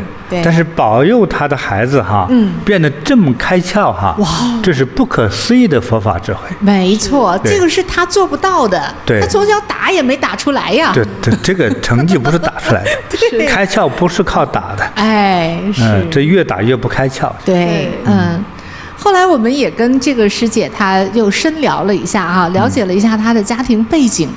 你看她的儿子就差点走上那个叛逆道路哈，对，结交了坏朋友啊，又不学习什么什么的，其实已经很危险了，对吧？而且这个师姐她自己那个脾气那么暴烈哈，对。后来我们一了解，师父这个背后也是有原因的因为这个师姐她的爷爷就是开养猪场的。他在哪个国家？在新加坡。新加坡的。对，新加坡那么小地方有养猪场，那也得吃猪肉啊。对，也有吗？也有。他养猪，还养鸡啊、鸭。对，你说他爷爷。他爷爷比较早几十年了。几十年前了。爷爷就传给爸爸，爸爸都干了40年。哦，这个师姐咱自个儿就是她18岁的时候，这个养猪场才关门，就政府让关了就关了。哦，对。她之前18岁之前也是杀鸡杀鸭的。哦。所以这个家族的业力真的这个杀业很严重，这杀业很重，很严重。对，对，但是因果来报应的话。对，除了他的儿子以外，他其他家庭成员有。哎呦，他其他家都听起来就是很悲剧了哈。就是这个师姐她的父母都是病痛折磨而死，就是挺受的。刚才师父讲这个人生的生老病死哈，这个病跟死很痛苦的啊。然后呢，这个咱们师姐有7个就是兄弟姐妹，加上她一共是8个哈。在这个8个人之中啊，2个夭折，就是很小几个月的时候就死掉了。那剩下还有6个。还有6个，6个里头呢还有4个离婚。4个离婚。对，还就剩2个有家庭吧，但是又有精神问题或者是健康问题，就是没有就不顺，没有一个是很美满的了。对，确实不顺。然后再看下一代哈，这八个兄弟姐妹的下一代。都是很多的不幸啊，有精神问题的，有健康问题的，有那个牢狱之灾的啊，还有婚姻问题的，真的都很不顺。哎呀，其实就是如果是正常的状态下，咱们这个师姐以及她的孩子，应该也是跟这个家人其他是一样的，对。但是她呢，因为学佛了，就改命了。对，这多好啊！对，但是他家里其他那几个老兄弟的成员哈，如果早日有这份觉悟的话，也就得救了。咱们师姐也在慢慢帮他们了，慢慢在帮。对，也会把他们引进来，慢慢来，所以这个叫业力不爽哈，这个像欠债，哪个债主能饶过你呢？不会的呀。这样。对，所以本来这个业力的魔爪都伸向了师姐跟她的孩子哈，对，好在这个佛力加持，把魔爪给推回去了，真好，真的护佑了，得到护佑了，到未来还是劝说他们以后多修行哈，多做功德，多做功德，对，现在给你了好，你也要表现得更好，是的，对，好的，哎呀，我们还是为师姐跟儿子高兴的。师傅，咱们也送给他们礼物吧。好，好，先送给这个佳琪家呢，菩提的普洱茶哈，健康又长寿哈。太好了。还有呢，这2个竹串哈。你看比较白的这个砗磲，这是砗磲哈。就这个条砗磲的呢，就没有那个金线哈。那么他刚才那个给我精挑细选的哈。是。对，这个蓝色的呢？蓝玉髓吧哈。你看多漂亮。就我在近前看的时候哈，就有一种月光的朦胧美哈。它闪光的，它里头是透光的。对。带一种月光的感觉哈。真美。对。这个增加了很多温和清净的能量啊！对，师父，这个符合现在咱们师姐的气质了。对，很温柔的妈妈。好，祝这个佳琪和你全家人哈都能如意吉祥。收到啊！你孩子呢也是要平安、顺利，将来成立一个很可爱的、幸福的家。哎呀，太好了！也祝佳琪呢长命百岁。收到，感恩师父。师父，那除了这个学业进步以外呢，就是也有网友分享，就是供佛供灯，他孩子找到好工作的一个故事。好，师父好，我是雅婷，来自台湾台中。我的儿子今年30岁，从事建筑绘图的工作。这份职业虽然稳定，却常常需要长时间加班赶图，面对高压的环境。2023年开始，他常常眉头深锁，整个人看起来非常的疲惫。终于有一天，他说：“妈，我想辞职，休息一阵子。”身为母亲，我看到他那么辛苦，当然心疼，想说让他好好休养调养也好。但是没想到，这一休就休了4个月。这段期间，他也没有主动提过要找工作的打算，没有任何动作，整天就在家里静静地待着。我开始担心，这样下去他会不会越来越消沉啊？会不会失去前进的动力，变成让父母担忧的啃老族？正当我内心充满忧虑的时候，刚好听到金菩提宗师慈悲的开示，想让孩子好，要为他多做功德。这句话一下子就点醒了我。我开始为儿子供灯祈福，也更努力地做义工，将功德回向给孩子。那段时间刚好禅堂有供养黄财神的殊胜机缘，我便抱着无比的虔诚的心，以儿子的名义诚心供养，祈愿他能早日找到方向，重拾信心，遇到一份真正适合他的工作。令人惊喜的是，供养黄财神不到1个星期，儿子突然打电话给我，他很兴奋地说：“妈，我去了一间公司面试，我觉得这间公司感觉不错哦。”他居然出门去面试了。那几天后，更好的消息传来，他顺利地拿到了这份工作，太不可思议了。如今，我儿子已经在这家公司工作2年了。这段时间里，他不但适应良好，还主动承担更多责任，积极学习各项专业技能。有时候，他还会跟我聊起自己的职业规划，语气里充满是信心和目标。我心里有说不出的感动和欣慰。这个愿意吃苦、脚踏实地奋斗的孩子，正是师父常说的勤劳实干、不怕吃苦最好的写照。我由衷感恩黄财神的慈悲加持，也感恩师父对我的智慧引导。正是这份功德与加持的力量，改变了孩子的命运，也让我这个母亲从满怀忧虑走到了今日的安心跟喜悦。真好，我很理解这个妈妈的担心，现在就怕孩子宅在家里不出门。是，对，所以这个孩子一辞职，然后在家一待4个月，对吧？都没有动力和方向了。对，这是让父母最担心的事儿了。现在这个窝在家里的比例越来越多。对呀，真坑人呐！这不是为啥呀？不知道末法时期，不知道。我觉得是与目前这个很多国家这个经济状况比较好一点的。还是有的依靠。啃老族要有的啃。是。对不对？只要辛辛苦苦工作1个月挣那么点钱，就不如在妈妈面前，是吧？1哭2闹3上吊，搞一次，1年的费用弄回来了，这多省事啊，对不对？家里只要有饭啃，何苦出门去受罪呢？就是这样，所以啃老是有这个资本可啃。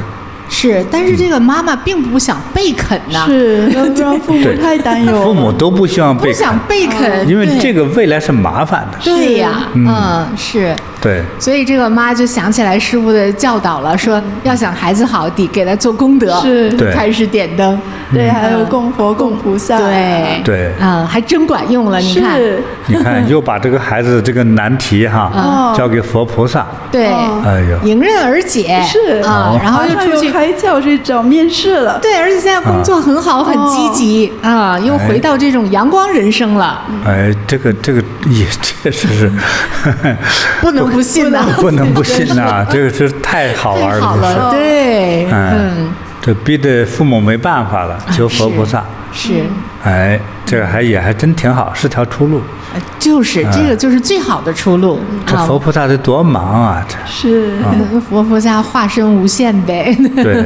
但是佛菩萨帮到人，我猜想他们心中也是高兴的。当然，是我们都开心的。对。对，至少拯救了这个家庭。是的。如果这个孩子一直宅在家里不出门的话，就害了一个家庭。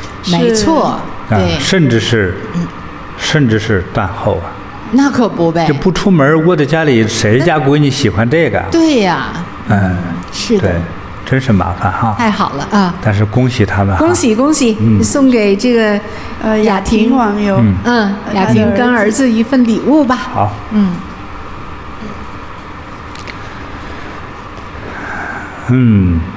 佛门七宝又是这个东西砗磲宝珠带上它呢，希望更加勤快，更加智慧得这个佛菩萨护佑还有很多人呢喜欢我们这个红色的是的，这个菩提禅修的衫儿哈，这个还真是挺好看。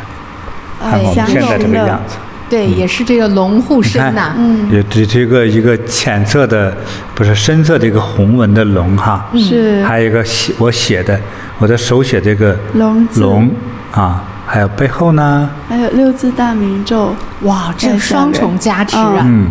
有龙，这个龙呢是活灵活现哈，立刻向上，龙抬头向上腾飞，对，抬头龙，哎，上天可揽月哈，对，底下还有6字大明咒的加持哈，太棒了。所以很多人开车出门睡觉，哎，或者是相亲，对，还有面试，哎，考试的时候都穿上它，对，我觉得是有必要的。是的，很多人哈，在重要的日子的时候就穿上这件衣服，所以我们才是又增加做了这个版本。对，师父特意精心这样设计的，对，尤其是龙年跟今年这个蛇年，对，特别护佑。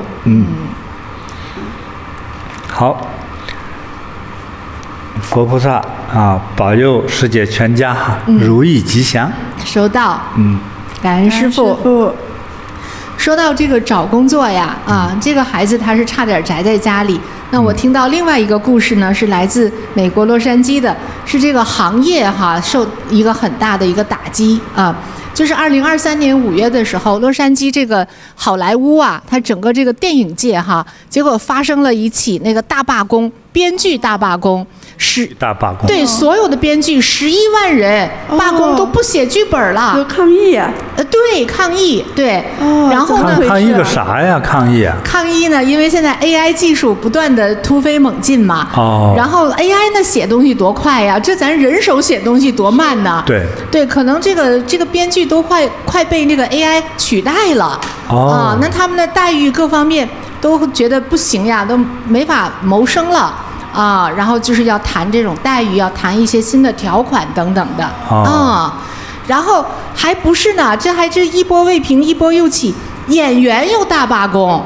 演员还罢什么工？对，演员也跟着大罢工，16万演员都罢工。16万演员，16万，所以好莱坞这么多演员，这么多，对，然后他好多人，就好多正在拍的电影、拍的剧集啥的，只能就停下来、停摆。整个这个好莱坞的电影这个行业，对，就停下来了。电影，对，电视节目什么，所有这个行业停摆不了了。那个编剧、演员都罢工了。对，就说嘛，这个是有史以来63年以来最大的行业停摆。不是你这样罢了工，到底对自己有帮助还是有害处呀？他最后就是谈判嘛，最后就是说你，因为演员也是很发愁，说你有了 AI 之后，你用了我的脸，又用了我的声音，又用了我的动作表情，那我还怎么弄啊？我的有没有版权呢？有没有什么？就有很多这些争议了。他们就谈吧，反正就是因为一个新的事物出来了，没错，对总之呢，就是这场大罢工呢，持续了半年多，造成30亿美元的一个损失，整个行业停摆。对，是。那我们洛杉矶禅堂的这个霞韵师姐呢，她就讲她的故事，是她女儿碰到的这个挫折哈。师父好，我是霞韵，来自美国洛杉矶。我女儿在影视圈做服装设计工作本来就变动大，又加上近年这个编剧工会罢工、演员工会罢工，整个行业几乎停摆。他一度很迷茫，不知道未来怎么办，因为没有工作了。我为了尽快让女儿能够找到工作呢，就在佛前为女儿供灯，还把师父的金菩提圣经交给了女儿，让她每天都读一读，给自己增加能量。特别是面试之前一定要背诵一遍。结果女儿告诉我真的有用哎，她信心增加了很多，能够去应对面试2024年的5月，就是去年哈，我特意带女儿一起来参加洛杉矶禅堂的浴佛法会。浴佛的时候呢，我在佛前虔诚的祈求，希望女儿能够找到一份稳定又舒适又适合她的工作。没想到才过了2个星期，就传来了好消息，女儿顺利地加入了 Netflix 一部知名剧集的制作团队。她还是去做服装设计。这一整年到现在不是一整年了吗？女儿的工作都非常稳定，不仅项目持续不断，而且内容都是她喜欢的。这是她目前为止最开心、收入最丰厚的一年，一直顺利工作到现在。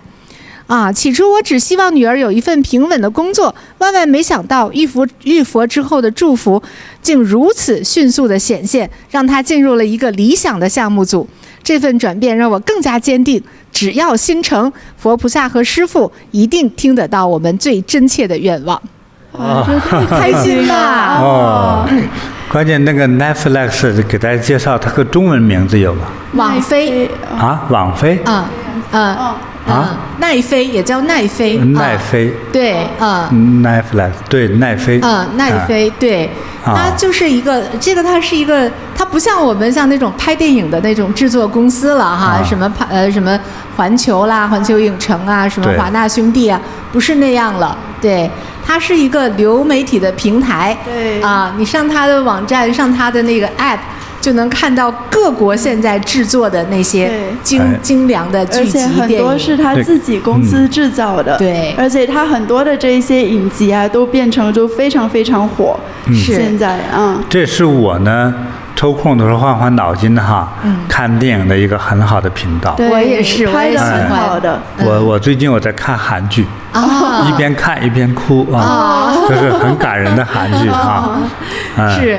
对，我们也是在那个上面看到很多各个不同国家的这样的对，就是你看我们去了那个中东地区，一直到希腊他这个奈飞公司在那边也有他的影视，都有的，对，所以它是这种新型的、更大的、爆发式的这种拍摄的一个大集团公司。是的，对，而且尤其那个就是现在网络大家用的更多，还有疫情过后它反而越来越好，它这个行业。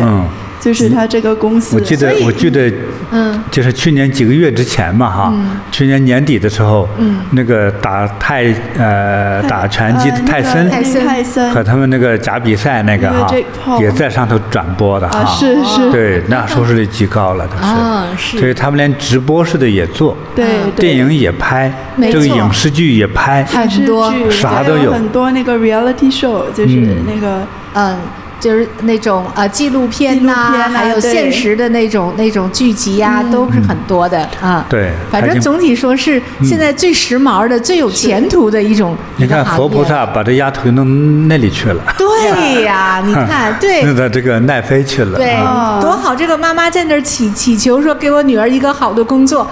这个佛菩萨可是给了一个贼好的工作。那这个公司前途无量啊！对，今天里头要什么剧都有。所以他说嘛，这一年的工作收入又丰厚，干得又开心。那绝对，那收入极高了，就是。对，太开心了。他那个收入可能比一般服装店老板收入还高。那应该是因为都是影视用的衣服嘛。没错。他不是普通生活用的。对，他只要进入这个行业，就这个组拍完了，别的组还会要他呀，下一个组又要他呀，就是这样。这就是其实这种行业几乎是成为这个服装设计师之中的天花板了。没错，太厉害了。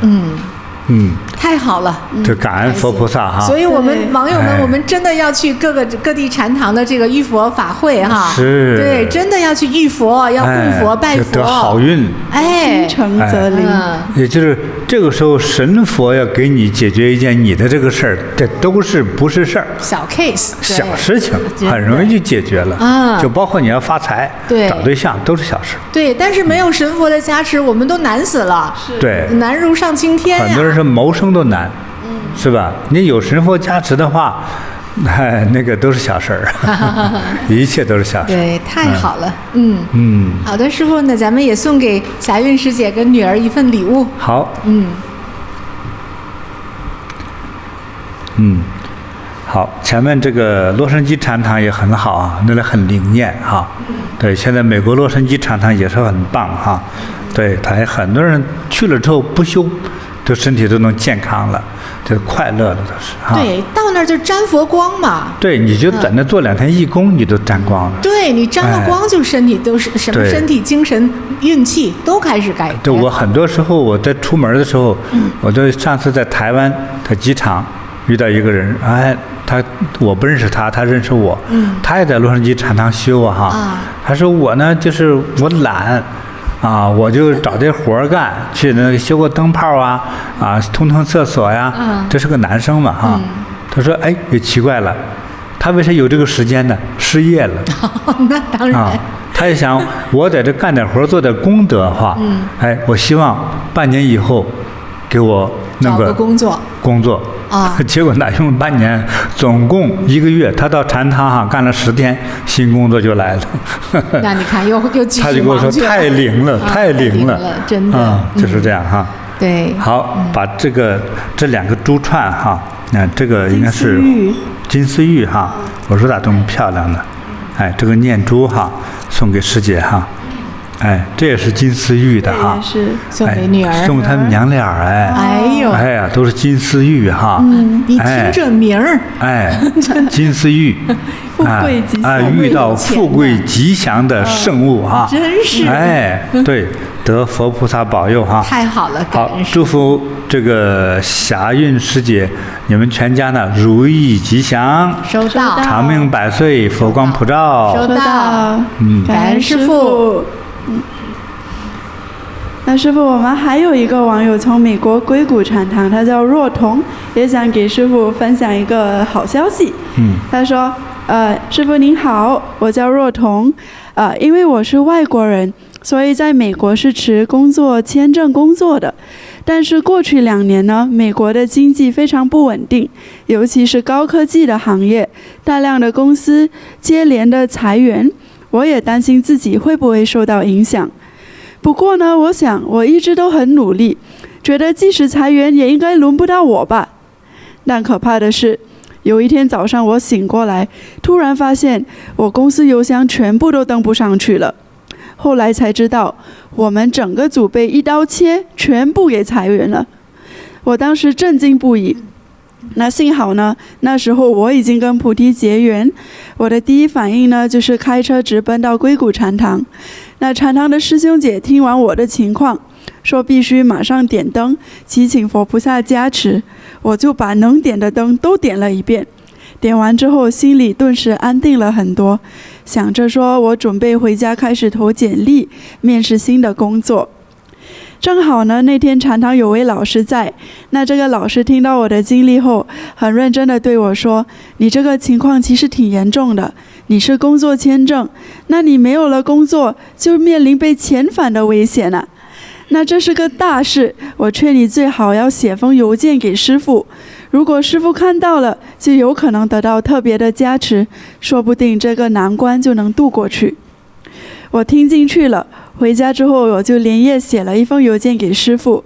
在这个信里呢，我感恩师父一路以来对我的护佑，让我无论在工作还是感情上都挺顺利的，也表达了自己当前的困境，请求师父加持我度过难关。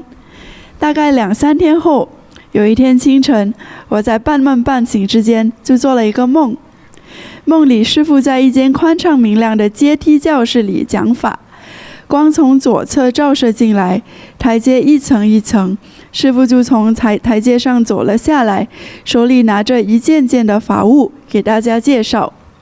那讲着讲着呢，师父忽然就拿了一个铜制的小碗，那个碗闪闪发亮，我一时还在纳闷，这个是做什么的呀？不一会儿，这个碗就传到了我的手上。当我接过碗的那一刻呢，我就立刻醒来了。这个梦境非常的清晰，我甚至还能感觉到那只碗沉甸甸的分量。当时我也没有多想，以为自己因为最近一直看师父的视频，所以日有所思，夜有所梦。那没想到呢，2天之后，我之前曾经面试过的一家公司突然联系了我，说刚好有个新岗位空了出来，问我有没有兴趣过去。其实这个面试呢，我是1年半过去的他们就说1年半前就是去做了这个面试，他们说当时我面试表现不错，那只需要再跟经理进行1次的面试就能决定是否录用。直到这时我才明白，原来我梦里的碗就是饭碗啊！师父真的是在梦里赐我一个金饭碗，我太感动了，觉得这是时来运转，就紧紧抓住了这次机会。面试当天，我是在家通过视频进行的那个网络面试。那我听从我禅堂师姐的意见，就把师父的吉祥卡放到电脑旁，闭上眼睛想象师父的能量场笼罩着我和面试的经理。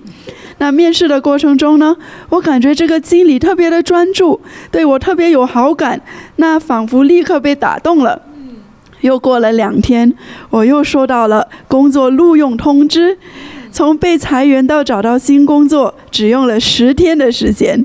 更不可思议的是，这份工作不仅职位很好，职位比上次更好，老板也是我遇过最好的主管之一。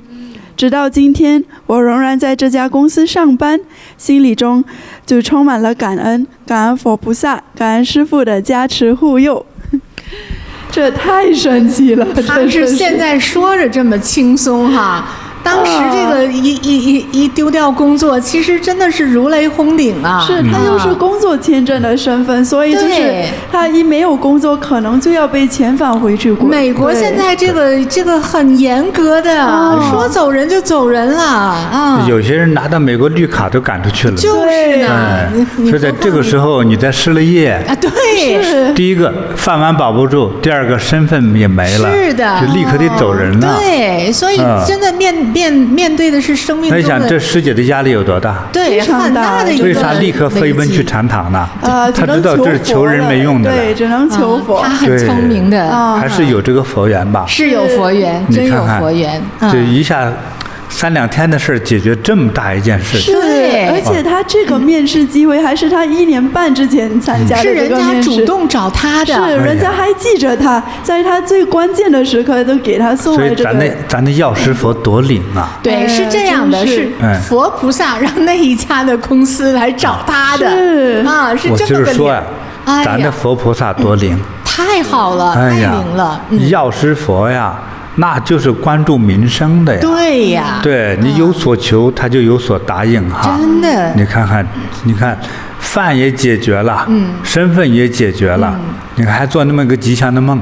对，就说到他这个梦，他真是很有佛缘哈，这个小孩挺灵的，真是。他梦到师父给一个金饭碗，自己还不明白是啥意思，直到这工作拿到了才明白。你看，所以硅谷地区的朋友哈，你那遇到一些失业问题呀、身份问题呀、各种生活中的难题哈，就赶快去联络硅谷禅堂，对，那里的佛菩萨可灵了，对，哎呀，专门替人找工作的，是，哎，对。除了这个佛菩萨灵哈，就是我们师父加持的这些吉祥法物啊，也都是很灵。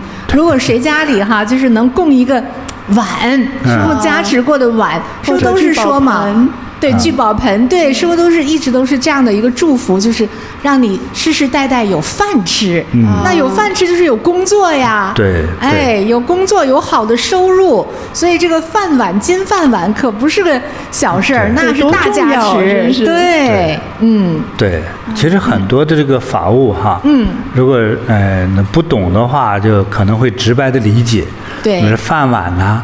香炉啊，饭碗就是给你饭吃的那个家伙，它是一种象征。对，像香炉呢，代表事业鼎盛，还有家族呢，子孙后代延绵不断，是的，非常兴盛兴旺。对，但是你相反的话，就是你那个供佛，你的香炉如果不好或出了问题，就不太好。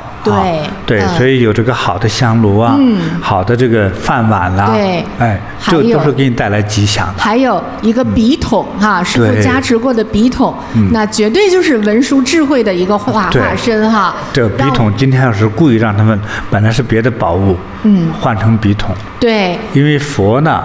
其实咱们的佛，我们信的是啥哈？其实容易让我们特别理解的就是带给你智慧。对了，哎，这个从孩子从读书考试，到就是学业有成去找工作哈，对，他都需要智慧，没错，需要大智慧。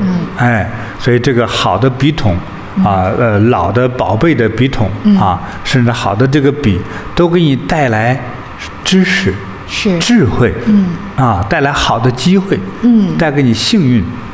哎，所以好的这个笔筒呢，在雕刻的时候特别的讲究，哎，就是希望你能够这里头能够吸收到很多的智慧，对，哎，让我们尤其是青年朋友们哈，在考大学的时候，能够金榜题名、独占鳌头，对，在说到工作上要获得一级棒哈。没错哎，这个成为一个事业成就的人，是的，都需要智慧。对对，今天的工作不完全靠体力，更多都是靠智慧、智商。对对对对，对，所以这些宝物哈，它是传递了这样的讯息。是的，对，那个饭碗呢，就代表你有饭吃。对，这个饭吃不光是你一个人有饭吃哈，可能是全家人都有饭吃，是的，这是了不起的。而且这个是佛给送到手上来的，可对不得了。是是，太好了。这个像你过去的有很多老的宝物的碗哈，这是世界在梦中的，但事实上有很多就是古董的贵重的碗哈，其实你得到的时候，它给你带来的运气呢，就是这种吉祥富贵啊。是的，啊，其实让你的子子孙孙世世代代丰衣足食啊。对，哎，好的这个宝碗哈，有这个寓意在里头。对。哎，所以这有的时候，我们在做一些这种文物的展示的时候，有些人看说这碗太黑了，不要，就是宝碗啊，你都不懂啊。但是我买一个年轻的2块钱的碗，这个除了盛水没什么用处啊。是。对，有些宝贝的东西就是这样。对，就是这个物件本身宝贵古老，在最重要的还是师父作为一个大修行人给他的一个加持。把加持跟祝福灌输在里面，给一个美好的祝福。是的，这个是最有价值的了。对，就人活在这个世上哈，不管你爱不爱钱，不管你是否清高，饭是一顿都不能少吃的，是，对不对？你这一天的3顿饭不吃哈，立刻就无精打采。是不是啊？对呀。哎，那第2天我都不知道还能不能站起来工作。还3顿饭不吃，咱有句老话叫“人是铁，饭是钢”，一顿不吃饿得慌。真是饿得发慌啊！对呀，对，你再有点贫血，是不是啊？饿3顿的话，就栽倒了，没错，可能爬不起来了。是这样的。所以这个饭碗哈，就如此的重要。希望我们的药师佛哈，能保佑大家。人人都有饭吃，收到；人人都能找到心中满意的工作，收到。对，人人都成为一个这个勤奋的人哈，哎，让你能够丰衣足食哈。收到，感恩师父。好的，那我们给若彤也送上一份礼物，好，让他的这个饭碗哈抓得牢牢的。好，哎，这若彤这姑娘很幸运哈，真的。哎呀，送你这么一个宝物哈。哎呀，哎，好美，菩萨，来看看。哎，你看五光十色的哈，对，美美的。哎，把这个好运就带给你哈。祝你呢在美国生活哈一路顺风哈。收到。对，还将来呢成家立业。收到。这个长命百岁。收到。一顺百顺。好，感恩师父。师父了。我们有个网友也在分享，这个太优网友他说，佛力太神奇了。我的2儿子也是因为我为他点灯念佛，他通过6轮面试，成功的被 Facebook 录取，感恩师父。我厉害，大公司。Facebook。对，不容易通过6轮面试。我是听过最多的面试了，6轮面试。大公司嘛，要求严，很多人申请那个。梦寐以求的哈，很多人都不敢想去这公司哈，对呀，都不敢想能进去吗？对呀，靠着咱们点灯念佛，一路过关斩将，真是太棒了哈！恭喜他哈！恭喜哈！太棒了！好，好的，好。师父，我们这个直播一开始的时候给网友们就介绍了哈，浴佛节就要到了，对，农历4月初8，今年的5月5号，但是很多的菩提禅堂呢都是在5月3号、4号哈，对，周6、周日举办这种法会庆祝游园的活动啊，是。广大网友呢还是有机会有时间早点安排哈，到禅堂去看一看，听到这些不能不信的故事哈，我们也要去沾佛光啊。那可是就是如果说不能够去到禅堂，或者说想得到更多加持的呢，还可以到我们菩提禅修学院网站上来哈，来做这个浴佛的功德啊。那我们这一次推出的这些功德项目呢，最重要的有2大个，一个呢就是供花啊，佛前一朵花，美貌人人夸呀。如果能够在佛前供花呀，我们的相貌就如花似玉，而且很端庄美丽哈，人见人爱，就非常有人缘儿。那么供花，多少钱呢？其实就8块钱一枝花耶，8块钱8美金的话，现在在北美可能一杯奶茶的价钱吧。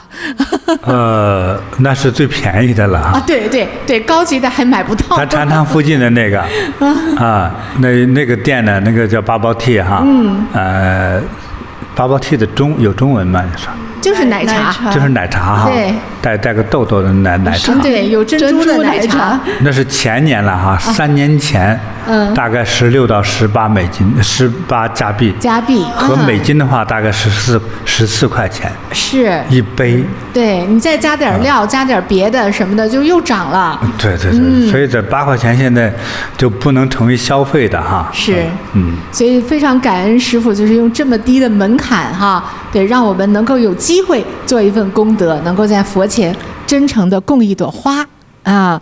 大家呢用少的钱呢，能与佛结缘。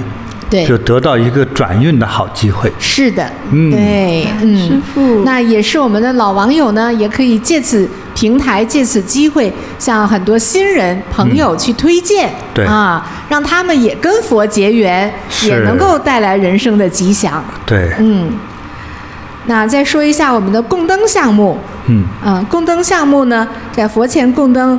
圆满心愿哈，我们听了这么多的故事，这一次呢有推出6种不同的这个供灯的功德哈，有出入平安祈福灯，有健康快乐祈福灯，还有开发智慧祈福灯，这个很适合给孩子给大人，还有心想事成祈福灯，还有福星高照事业兴旺子孙满堂祈福灯。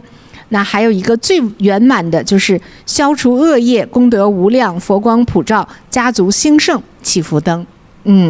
那我们可以根据自己不同的需求哈，来选择灯种。那当然呢，也是就是你的这个供养越真诚啊，这个心意越大，那么其实我们得到的祝福跟加持也更大。那供灯跟供花呢，都从你下订单的那一天开始，一直会为你供到5月6号圆满，所以要早到早得。是时间越长呢，其实我们就得到佛菩萨更多的加持。对是这样的一个美意哈。那我们前面也介绍了我们菩提禅修学院网站有这个优质客户的福利哈。那么所有的优质客户呢，也都是可以使用你的菩提奖金来做这些功德的，其实就等于打了一个75折，是非常非常优惠的啊。那现在我们推出的还有就是说，如果成为新的用户啊，成为菩提禅修学院网上新的用户，你首单就是第一单，你的订单如果满100美金，马上就得到100美金的菩提奖金，也就是你马上就可以使用这个的菩提奖金，再去做任何的功德啦、供养啊、供灯啊、供花呀，包括法务的迎请啊等等，都是只要是在这个平台上就都是可以的。买100送100，对啊，不可多得的好机会啊！也欢迎我们的老网友哈，去广为传播，带来新朋友跟佛结缘，也开始他们的吉祥人生。好的，那到直播最后也请师父加持一下，为我们直播赞助的一些朋友们，还有网络弘法赞助的朋友们。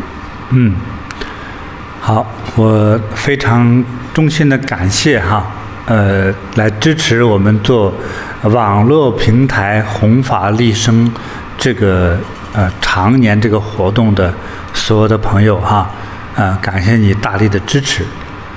无论你的发心或多或少，只要你有一份心能够表达，我给你最大的祝福，能够希望一切佛菩萨都能够祝福护佑我们所有发心供养来支持我们进行网络弘法的朋友们呢，都能够长命百岁，身体健康，收到，聪明智慧，收到，相貌端庄，收到，事业有成，收到，阖家幸福，子孙兴旺，事事如意。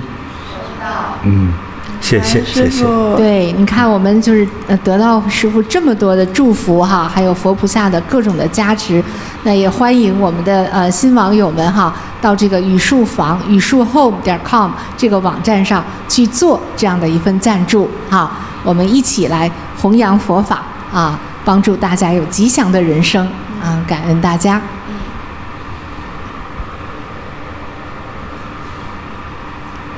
好的，那我们下一次的直播时间也给大家预告一下，是亚洲台北2025年5月4日早上9点，那北美温哥华时间呢是2025年5月3号晚上6点，到时候再见。好，那么期望下一次直播再见，谢谢大家。感恩师父。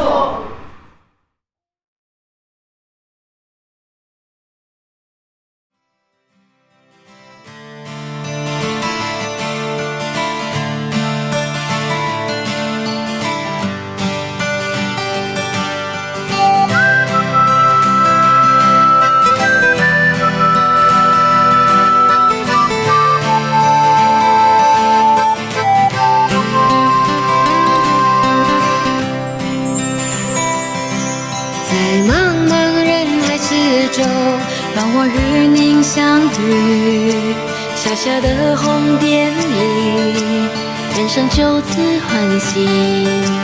我快乐了，我健康了，我幸福了，我美丽了。